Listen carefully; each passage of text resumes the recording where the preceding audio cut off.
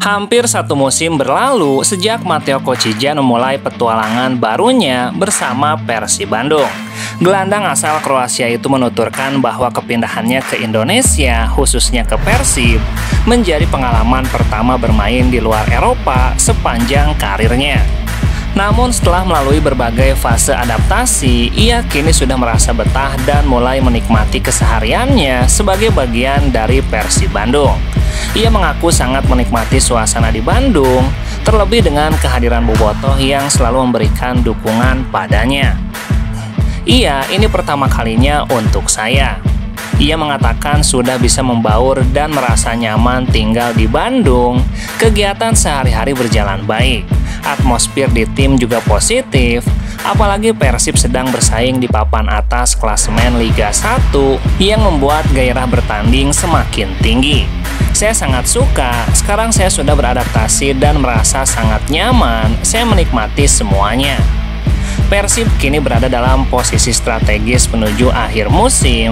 Target menjadi juara membuat suasana ruang ganti dan dinamika latihan terasa semakin hidup. Dan itu berdampak positif pada motivasi pribadi para pemain termasuk Matteo. Tentu saja kami juga sedang berjuang menjadi juara, jadi itu membuat semuanya bahkan terasa lebih baik. Meski kini terlihat telah menyatu dengan kehidupan di Indonesia, Kocijan tidak menampik bahwa perasaan rindu kampung halaman sempat menghampirinya, terutama di awal-awal kedatangannya tuntasnya.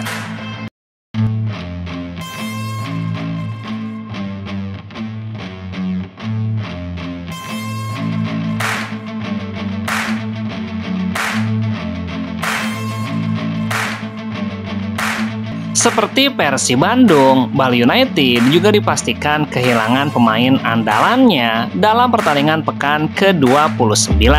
Gelandang Bali United, Sidik Saimima, harus kehilangan kesempatan membela Serdadu Tridatu karena akumulasi kartu kuning. Pemain berusia 27 tahun itu mendapatkan kartu kuning saat Bali United bermain imbang tanpa gol dengan Dewa United. Kartu kuning tersebut merupakan yang keempat didapatkan Sidik di Liga 1 musim ini. Selain Sidik Saimima, Bali United juga belum bisa memainkan Bagas Adi Nugroho dan Made Tito karena cedera. Sementara itu Persib Bandung kehilangan Tiron Del Pino yang dipastikan absen di laga kontra Bali United akibat akumulasi kartu kuning. Tiron mendapatkan kartu kuning di pertandingan Persib melawan Borneo FC yang berakhir imbang 2-2. Kartu kuning yang didapat Tiron di laga kontra Borneo merupakan yang keempat yang diterimanya di musim ini. Laga Persib menghadapi Bali United sendiri akan digelar di Stadion GBLA pada Jumat 18 April mendatang. Persib diwajibkan mendapatkan 3 poin untuk tetap mengamankan posisi puncak klasemen. Sementara pesaing terdekatnya Dewa United akan memainkan laga menghadapi PSS Sleman pada Kamis 17 April tuntasnya.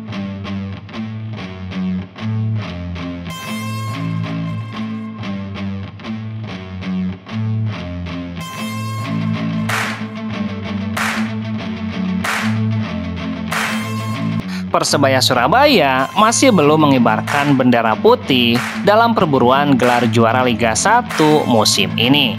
Meski terpaut 9 poin dari pemuncak klasemen, semangat juang tim Green Force tetap menyala. Saat ini Persebaya menempati posisi ketiga klasemen dengan 49 poin. Mereka terpaut 9 angka dari Persib yang nyaman di puncak dengan 58 poin.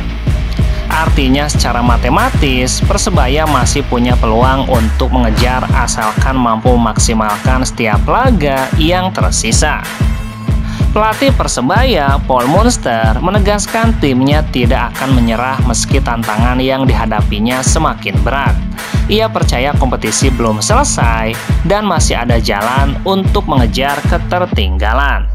Menurut Munster, perjuangan Persebaya belum berakhir dan setiap pertandingan ke depan adalah final.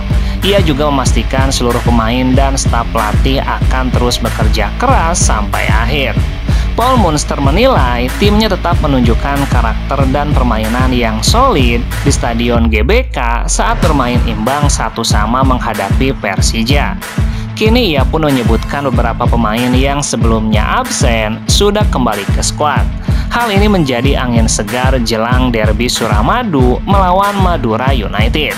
Munster menyebutkan laga melawan Madura akan menggunakan pendekatan strategi yang berbeda. Ia ingin memaksimalkan kehadiran para pemain inti yang sudah kembali agar permainan lebih tajam. Kami akan fokus meraih 3 poin karena bagi kami liga masih belum selesai dan kami akan terus berjuang tuntasnya.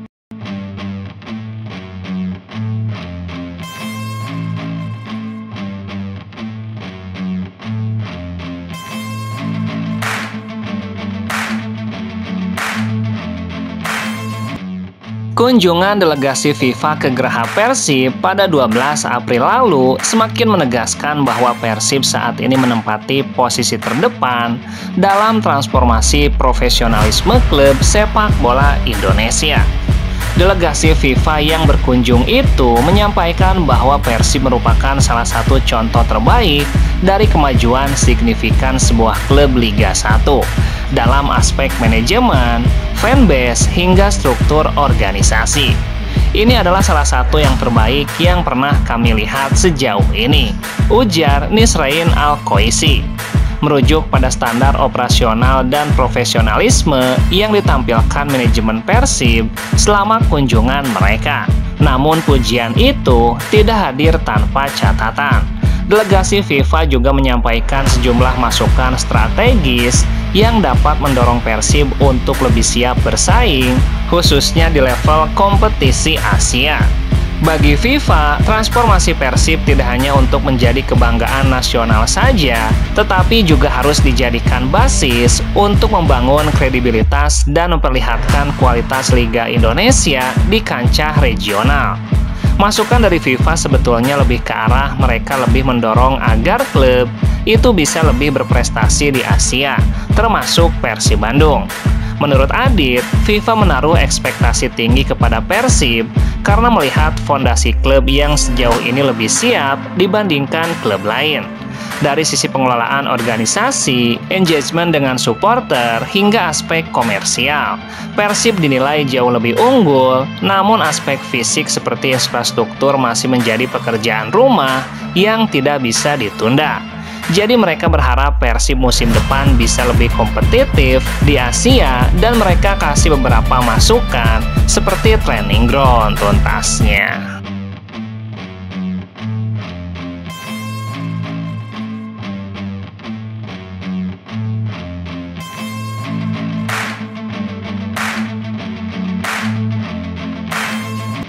PT Persib Bandung tengah memulai langkah besar dalam pembenahan infrastruktur dengan menargetkan pembangunan satu lapangan latihan baru yang akan menjadi cikal bakal pusat latihan mereka sendiri.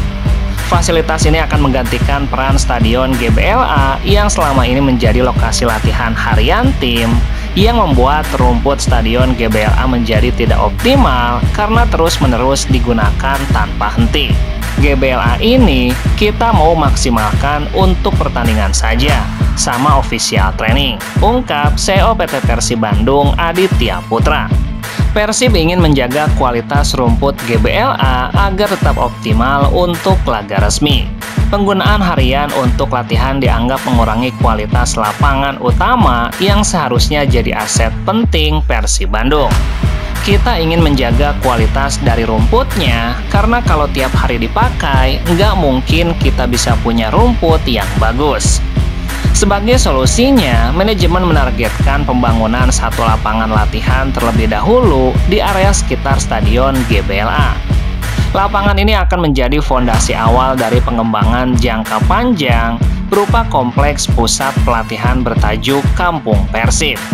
Solusinya, kita mesti punya training ground atau tempat latihan agar si pemain itu nggak perlu latihan di dalam lapangan utama.